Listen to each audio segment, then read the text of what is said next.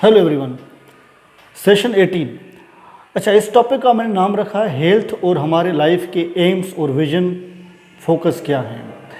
तो बेसिकली हम अपने लाइफ में जी रहे होते हैं, हम प्लानिंग कर रहे होते हैं, बड़े बड़े प्लानिंग कर रहे होते हैं, बड़े बड़े के बस में अमीर बनना है मुझे ज़िंदगी में, और मुझे ज़िंदगी में बहुत कामयाब इंसान बनना है, तो ये हम केयर कर रहे होते हैं।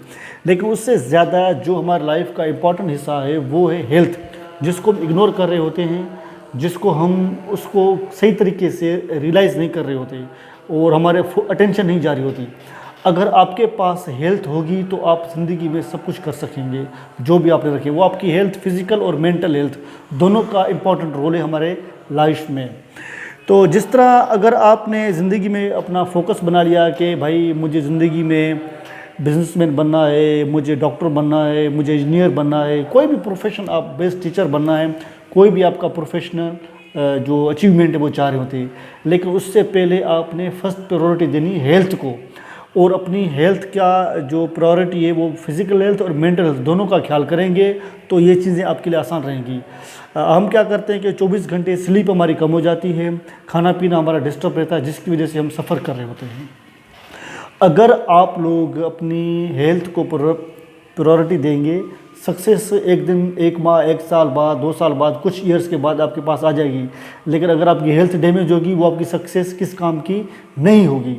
तो इसीलिए आप अमूमन हम नॉर्मल ज़िंदगी में अगर किसी को फ्लू हो जाता है, हेडेक हो जाता है, तो हमारे जितने भी अचीवमेंट गोल्स होते हैं वो सारे हम भूल जाते हैं। सिर्फ हम फिर दुआ मांगना शुरू कर देते हैं या मेडिसिन लेना शुरू कर देते हैं कि भाई मैं ठीक हो जाऊँ, मेरा सर दर्द खत्म हो जाए, मेरा फ्लू ख़त्म हो जाए।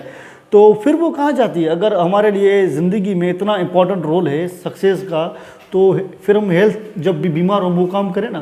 किसी सर दर्द हो जाता है तो हम सारे अपने फोकस, अटेंशन ख़त्म करके बस फिर दुआ मांगते हैं कि हमारी हेल्थ ठीक हो जाए।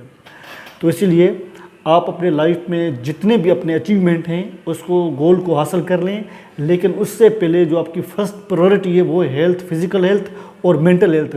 आप रिलैक्स रहें, एंग्जाइटी ना लें और बैलेंस डाइट रहें, स्लीप प्रॉपर हो, तो आपकी सक्सेस फर्स्ट हेल्थ होगी।